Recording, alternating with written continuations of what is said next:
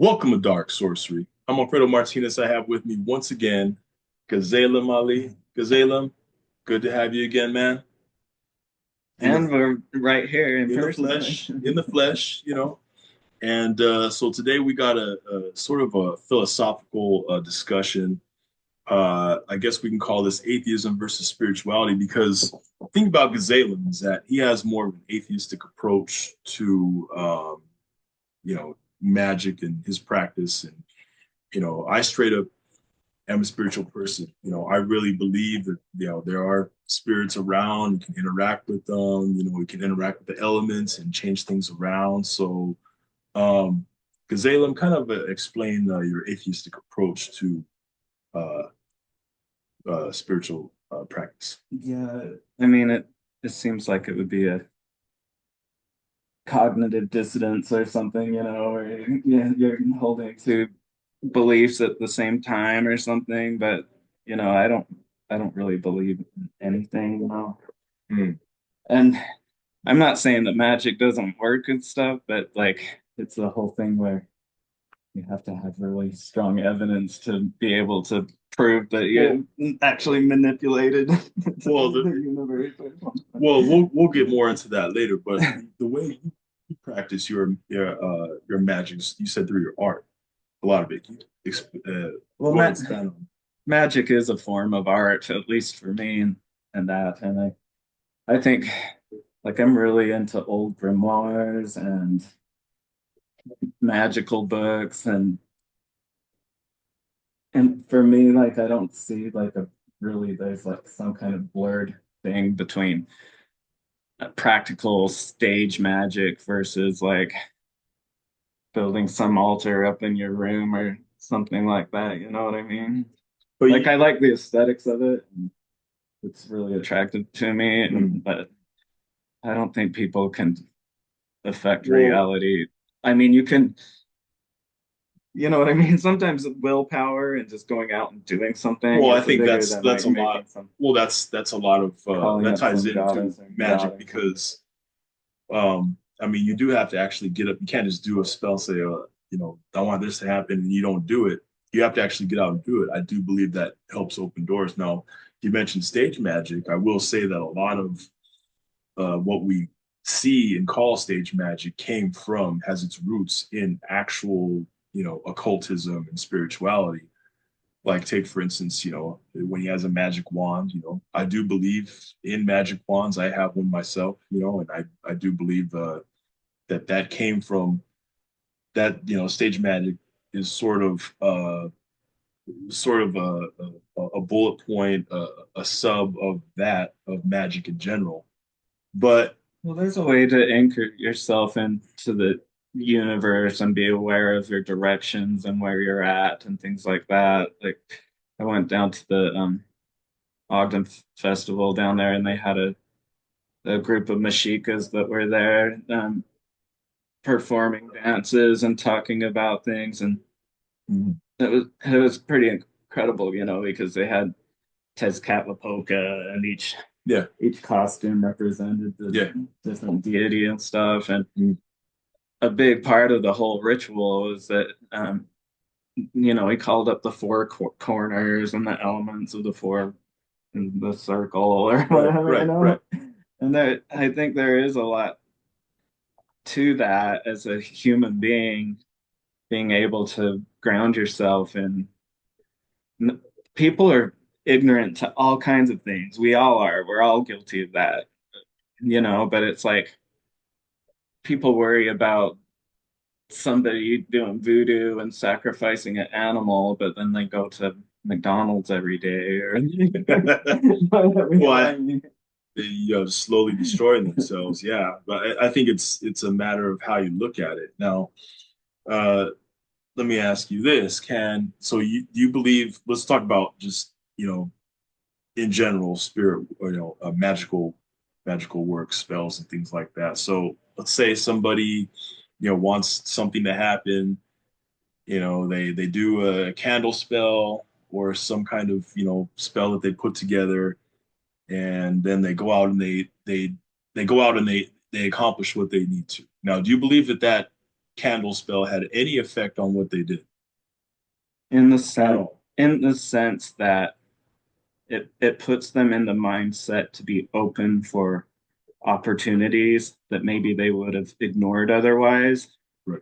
And so if you're going out on the street and you have a positive attitude, or you go to a bar or something, you can go in and think of yourself as like the ugliest, most horrible, decrepit person in the world, and you're not going to have a good outcome in that situation. But if you're positive and outgoing and you're like, yeah, like I'm out here to meet other people, and you know what I mean? It's the attitude thing. Like symbolically, you're able to like stamp that into your consciousness more to be open to those kind of opportunities in a better way, I do think that it does have a mental effect, but I think that it's possible to put your intention out there and then have it manifest. But For instance, go ahead. well, we talked about that before, though, in the sense that what if it goes wrong? Okay, so then you Did have. you write the wrong symbol on the candle? So Or I will what's the say name? no. Well, as far as I know, the only way to find out what works and what doesn't is by trial and error, which is why, you know, as a witch, as a practitioner, you write down what you did, what That's day, hygiene. and then just Journals kind are of, so important yeah, in of that course, way. I mean, just keeping a diary of all your spells and just, seeing what works, what doesn't, because the way I see it is that, you know, I can I can do a certain type of magic, a certain type of spell. You can, but we're not going to get the same results 100%. And I think that has to do with two things. Now we're going to go into another area here that where we differ in philosophy. So I believe that the way that your magic is affect based on, of course, your experience. Okay, but I also believe in reincarnation, and I believe past lives can have an effect on what magic you're good at, what magic you're not. You know, so So do if you think the Dalai Lama is going to come back as a Big Mac? And so, he kind the Tibetans, and like he's the guy, right? He's the Dalai yeah, Lama. And they like you're supposed to be vegetarian and stuff, but he's like, yeah, my doctor said I couldn't be vegetarian. And so, and their whole myths and stories are like they're getting to sacrifice the goat, and the goat's like, oh, he starts crying, and it's like, what's wrong? And it's all, well, this is the last time I'll ever be sacrificed, but I was where you were. well, okay, I will say about animal sacrifice. I will say that as far as people sacrificing animals or people sacrificing people, um, I do believe. Now, me personally, I believe in extraterrestrials, and I believe that humans are not at the top of the food chain. So, I mean, as far as sacrificing humans, sacrifice animals, that's up to you know, your personal beliefs.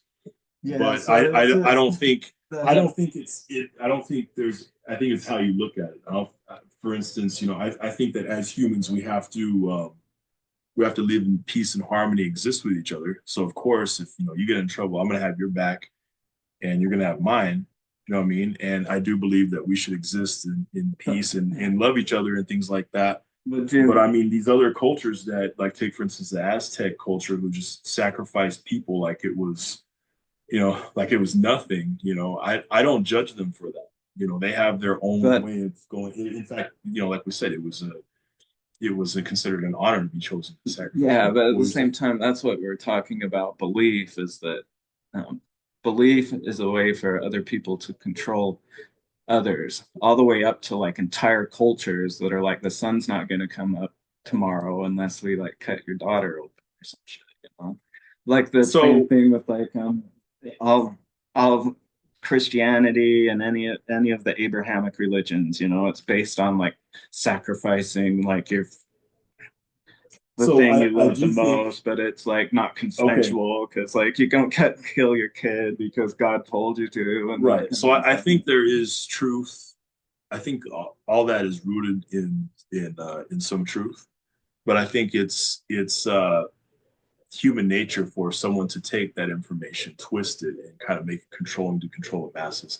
I think that's just inevitable in a society, eventually, that someone would do that. But I do believe there is some truth in those practices. I think outside being a self-initiate, but all of that stuff is trickery. That's why it's magic, right? It's like I think people should be truthful liars in the sense that like I think all the way down to the earliest some of the earliest stuff, like the Greek magical papyri and that. Yeah. I think these are exposés of superstition and religion and things like that. Because if you even read the like if someone was to really take this serious and it's the Right. same thing as like Abrahamic stuff Right. and you're like having to dig up somebody's head from the cemetery and put a pea in its head so you can have the power of invisibility or something like Right. that. Right. And that's in all of this stuff. Okay. So how serious are you gonna take it and like how So I think that so we'll take for instance, if one culture from one side of the world goes to another culture on the other side of the world and they see how they do things, they'll think, well, that looks ridiculous. Well, that's so stupid. Like that, why how does that have any logic in it at all? Whereas some of these spells look ridiculous, but I think they actually worked for somebody back in the day. But they're not going to work with everybody. a lot of times you have to be the one that can do this. Also, people pay you to do it. It's like being a barber or something. It's like Some people have that, but then some people don't. It's up to your personal philosophy and your conviction as to how you go about that. But I will say that I think everything is made up of numbers, and so I think numerology plays a big part in in magic and in how we do things. Now, do you feel the same way from your viewpoint? If I delve into like Greek mathematics or Kabbalah or something, I was always really bad at math, and so Well, I wasn't that good at math in school either. I was better at reading and spelling English. occultic math is attractive because it's based more on symbolism or where something sits on a tree, and you can Yeah. actually put stuff, categorize it, and all that kind of thing. Well, But mathematics is probably what everything that we experience is based on. well, I mean, even from an atheistic point of view, you have to believe in math. You know what I mean? Of course, it's a human construct, but like that we've been able to observe something and then put a definition to it, to where like everything's ones and zeros on our computers and everything Well, else. yeah, no doubt. I mean, we use the internet, we use, cell phones, we use basic math going to, which, at its core is running on mathematical calculations, as far as our cell phones go. We use basic math when we go to the grocery store. Everybody uses it. But I think when you break it down and you start testing things like magical squares, in my experience, as ridiculous as things may have sounded, they work for me. So maybe something. How would you look at, like, said, let's say a magic square? Like, how do you think there's a lot of truth in that? Okay. So the way I see it is like a Pascal's wager type of situation where it's better to believe in something than to be wrong and then not have it like it.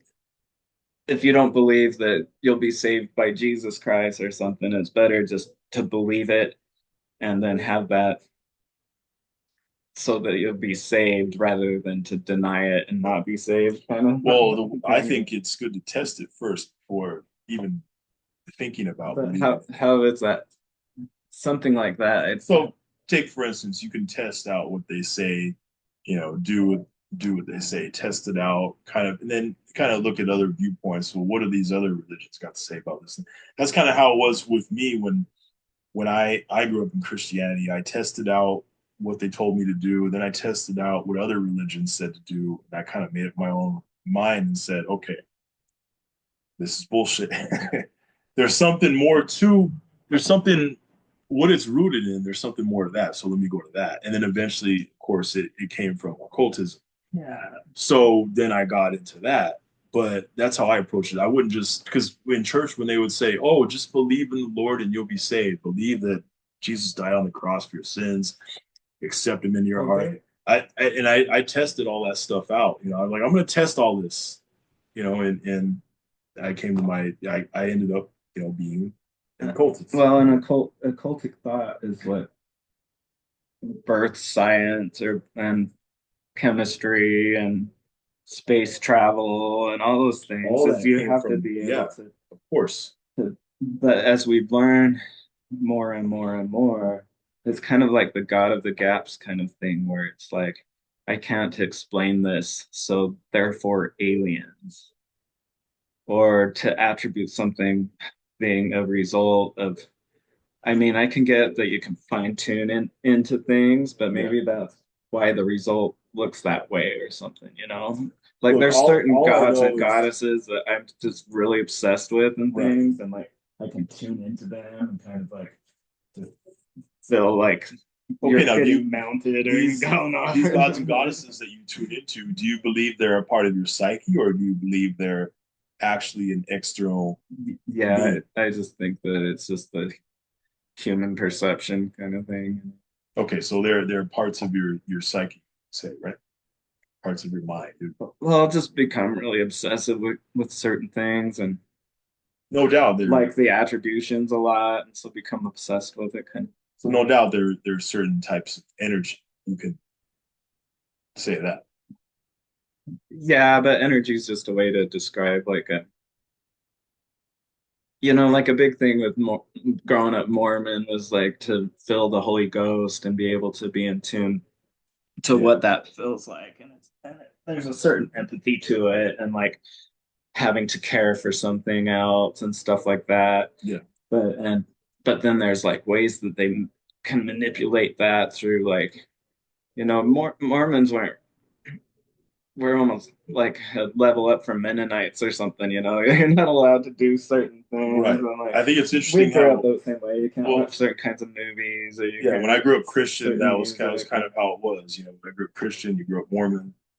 You know, and don't watch this type of that. Don't do this on Sunday, that type of thing. I had that type of upbringing, but yeah, I think it's interesting how you took some of your religious, beliefs and kind of integrated it in with your magic, with the way you do things, with it's still kind of an atheistic approach, which is why it's unique, I which just is why I want to have a philosophical discussion because it's interesting. and the historical narrative of magic, not only within Mormonism, but definitely outside of it, all the way to like the Greek magical papyrus or like even just grimoires from the 1500s once the printing press came into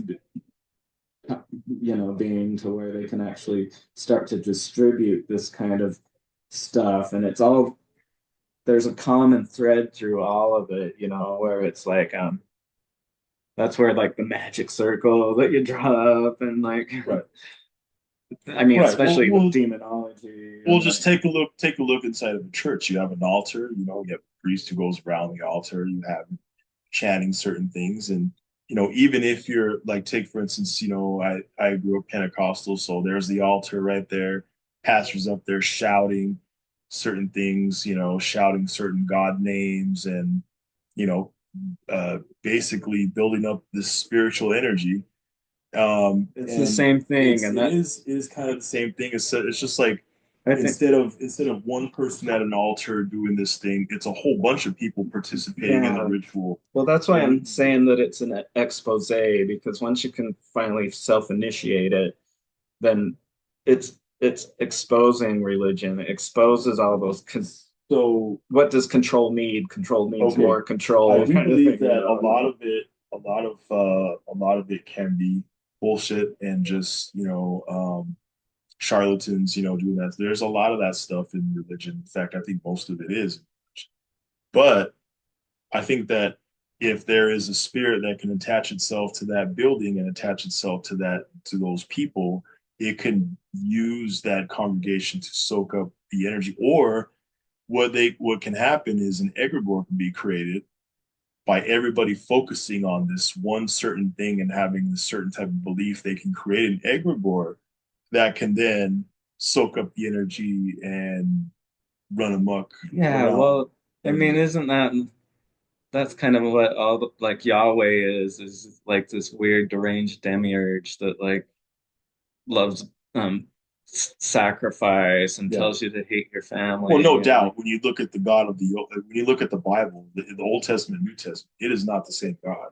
Obviously, I would from argue a against that. really, Yeah, especially as a Mormon, because we believe Jesus Christ is Yahweh, but that he's Yahweh with a body because he was once a spirit in the Old yeah. Testament, and then he became Jesus But the Christ. And approach is so different. It's so, of course, there was, it's a covenant blood pact, so it's not um, unlike this stuff either. Like you make a blood pact to Jesus Christ or whatever. right.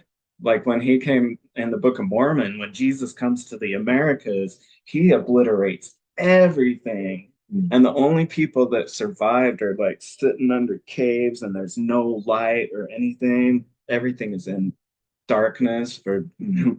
multiple days. You can't even light a match. And then all of a sudden, Jesus Christ comes, and the only people that survive are the ones that will kneel. You have to Okay. kneel to him, and that he Well, murders everybody that, let me ask you this. and they think Being he's Quetzalcoatl or okay, so I think Tetzcatlipoca. maybe we have that different opinion is because um, you grew up with the Book of Mormon. I did not, but in the Book of Mormon, it ties Jesus into the Old and New Testament in different ways than it does in the traditional King James Bible. I think maybe that's why you But how have is a different. do you believe Christ is God or whatever? You know what? I think that's all Or just. in the when you grow up? I don't believe in the Trinity the way Christianity describes it. I think that whole philosophy is not true. I think it's twisted over time from earlier subjects, and I don't believe it in that philosophy.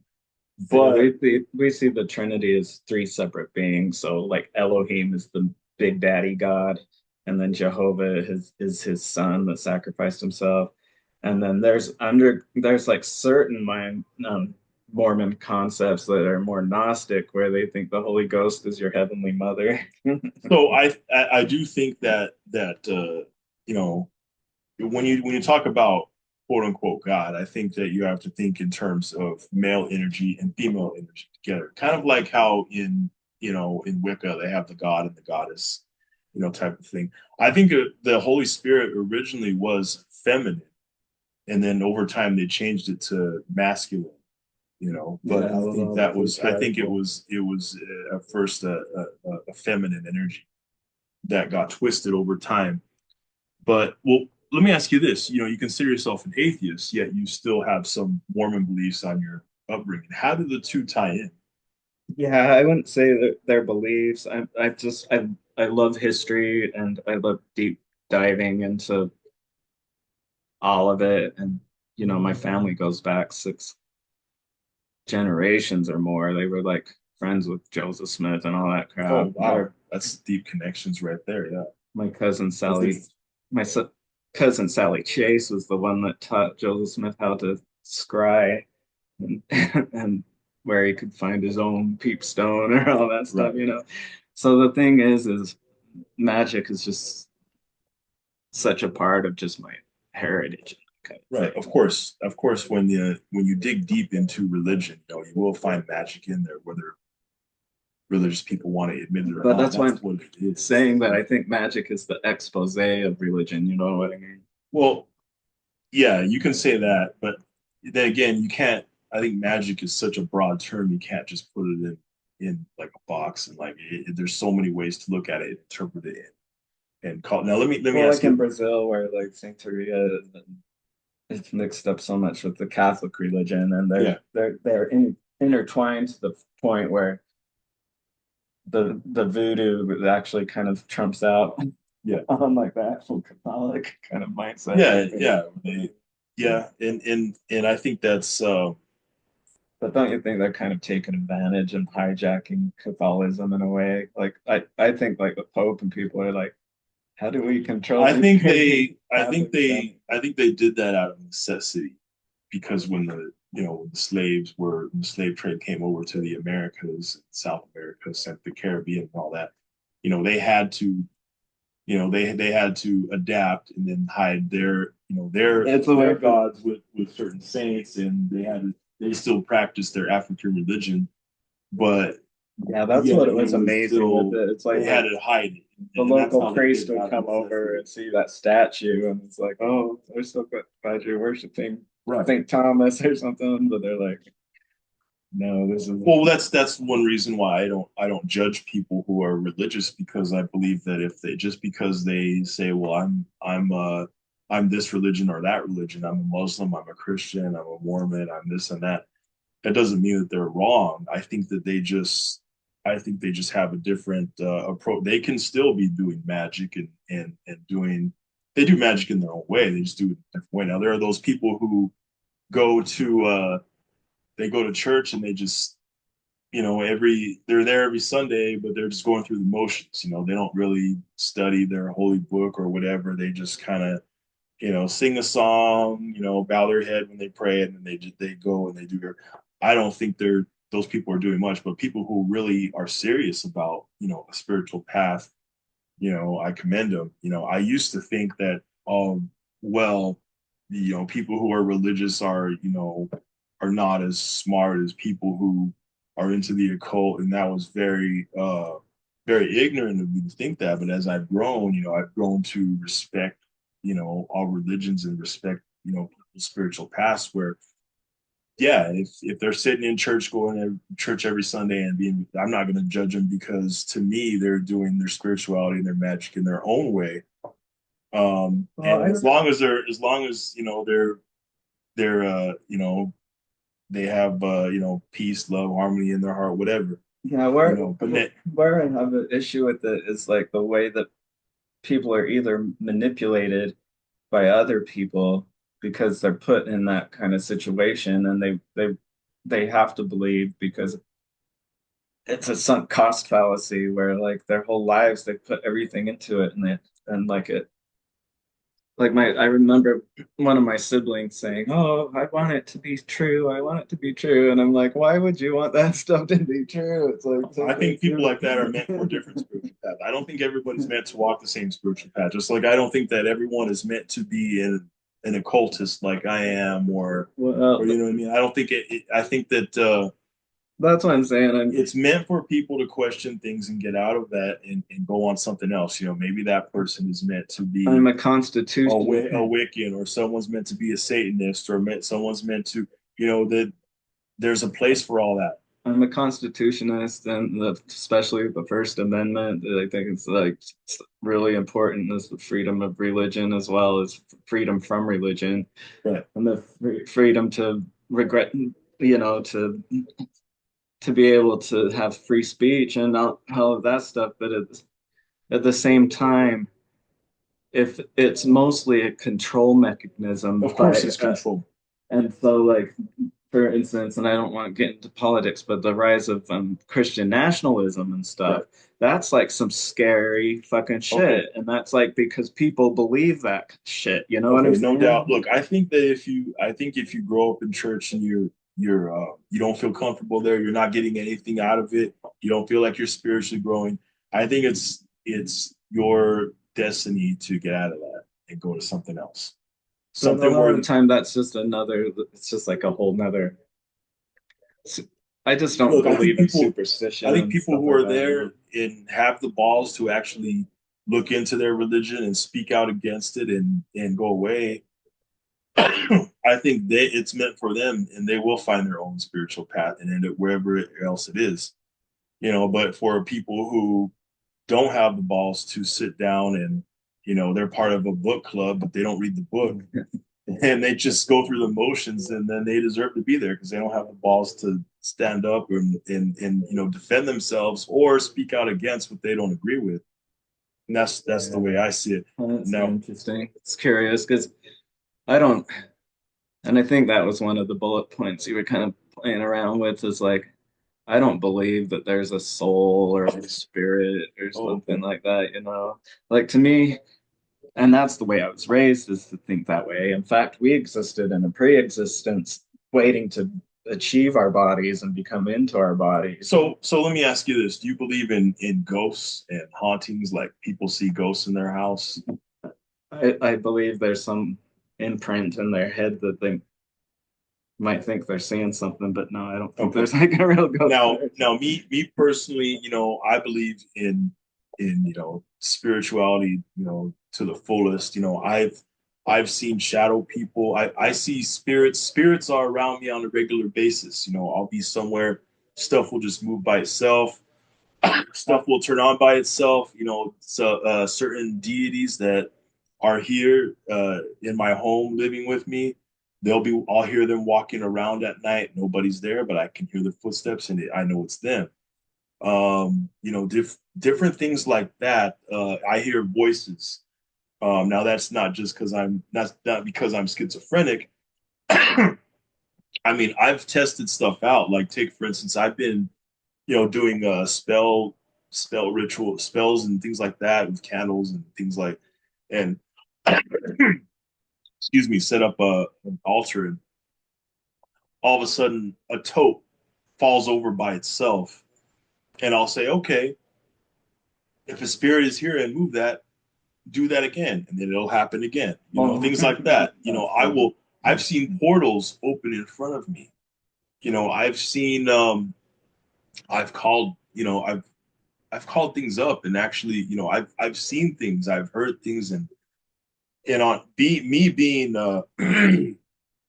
me being an occultist, it's normal for me to experience paranormal activity like that every day. Well, a lot of the And so, practice is tuning into that more and more and stuff too. You know, that's like the basis of the practice and things. You know, and so I would do those Kabbalistic rituals and have the yeah, actual archangel appear in front of me, like, you know, it's color and glory and all that stuff, you know. yeah. But it's just for me, it's I think the poltergeist phenomena is interesting where you know, I've had like weird knocks and fiasco happen again. I don't Yeah. know. For me, I think there's actually always a naturalistic explanation behind it somehow. Well, I mean, for me, But we might just be like actually something that's happening on the outside of a black hole well, getting projected into it. So, I mean, it's the way I look at it is all that stuff happens, to me, I can't deny spirits exist and I actually tried to be an atheist. I remember I was like maybe 19 years old. I did not want to believe in spirits because it was kind of freaking me out at a certain point, things that would happen, paranormal things. And but it just happened so much, the spirit world would not leave me alone. So I could not deny it. So I said, okay, they exist. I'm an occultist. This is what I do. I delve in, I practice, I test things out. I grow as a person as a result of it. Leave behind my old self, and learn things and see things from a different point of view. Continue to interact with the spirit world. And this is who I am. Now, I'm not saying that someone like you who has more of an atheistic approach to the world is wrong at all. I think we're both right in our own way. It's just that for me, I've when I contact spirits and they respond, or when things like paranormal things like that happen to me, and I even interact with them. I just did a video with Guion Hughes maybe a few months ago, where we talk about interacting with the spirits in your home. And I've been able to interact with spirits in my home and get them to attack, negotiate with them, get them to attack people I don't like, and I see that happening, so I mean, I could say, oh, it's just I'm not really seeing a spirit walk by. It's just, my imagination, or maybe I was half asleep at some point or whatever. I'm, but for me personally, it works for me to say that they're real, and that's my approach. Now for you, it works for you to say it's not real. It's just Well, this and that. Now that works it's for not. you. It's not. Yeah. Well, freedom from a religion is really important Yeah, too. And I don't. I'm not gonna tell somebody that they didn't experience something or whatever, right. But I, yeah, I worked with a Legba for 12, 13 years or something, where it was like cigars and rum every weekend, and like actually connecting with the Lord of the Crossroads and that Right. whole thing, and deep diving into it and stuff. So like, yeah, I get it, but and it's funny because well, I have friends that are Brazilian or something, Yeah. and you're like, oh, are you into Macumba? And they always get kind of spooked, like, how do you know Well, about that? And what are you I talking remember about? working with Baron Samedi, and one time he was walking around. He was walking around the house, just pounding on the walls, and I asked him politely to stop that because I have to live here, He's So he stopped. But it's interesting. he's always visited me in dreams, and like the weird thing is I later on just looking into things like night terrors and stuff. I don't have them a lot, but there's always that element of like the Yeah, dark figure with the hood or the yeah, hat or something like that, and like it's where you're caught in REM's sleep still, but you're actually also awake and conscious, well, and you're just in I that can enough that I can tell the difference between having just a normal dream and then having a dream where, let's say, a demon is trying to speak to me in the dream. I know for a fact that that that that's what's happening, But I've been able to yeah. tell that difference over time. It is strange though how things that are associated with night terrors have a level to it that seems a lot more real than it should, kind of thing. It's interesting. It is. And the commonality of the same kind of, and it goes. I did have like this weird little demon thing that would sleep at my feet when I was a Yeah. little bit, when I was a little kid, and around 5 or something. But I watched a lot of Star Wars and stuff too. But there's that common kind of concept of through multiple cultures and things, some night being that's stands next to you or something, or a little Yeah. demon Well, on your bed, like your bed or like whatever. sleep paralysis type thing. Yeah, that's what I mean. Yeah. All of that. That's cool. Well, yeah, man, it's been a good discussion. Anything else you want to say before we call it a day? No, I just it's really fun to have these kind of conversations, and I I just love especially the history of occultism and Oh, magic and definitely. Yeah, it's our all of passion, no that. doubt. I mean, it consumes, our mind and It goes our through with lives. my art and everything I Yeah. do, but it's just like I'm a realist and like believe in like Socratic method and Hey, what works for you, brother? like What works for you, and what works for me, and we can agree to disagree on things and continue to be friends and continue to live our lives and go about things. But yeah, just one follow-up. yeah, It's just hard for me, especially with religion and superstition and belief and things like that, is the way it can be hijacked to where people are being controlled, and we're seeing it everywhere around us, kind of thing, And it's okay for people to believe what they want and stuff, but when it infringes on the rights of other people, that's when it becomes a problem. I think that it's human nature to for a group to eventually take advantage and take certain information, twist it, and become, try to take advantage of the population. But I think now, at the digital age, I think we're entering a new stage of evolution where people eventually will stand up and they can't be lied to anymore. And the establishment cannot lie to the masses anymore. Yeah, I You hope know. so, but people are just so easily But then fooled again, by the all kinds of establishment can things. hit the kill switch and go, "Oh wait, yeah, anyway, we won't get into that. But anyway, yeah. So So everyone who's watching, make sure you like and subscribe to Dark Sorcery. Make sure you check out Gazelam stuff. I will have his links below in the video description. Dark Sorcery, check us out on our multiple platforms, TikTok, Instagram. Of course, you're watching this on YouTube probably. We're also available on X. Check out our X page. Catna Willis, who's on the team, she put up a YouTube channel doing some music, spiritual music, which is really powerful. I encourage everyone to check that out. I'll have that in the video description below. And yeah, and also check out our other channel called Light Sorcery, which is dedicated to healing, that type of magic. So that will be below in the video description too. You'll find a lot of the same people on that channel. So yeah, and like and subscribe to Dark Sorcery.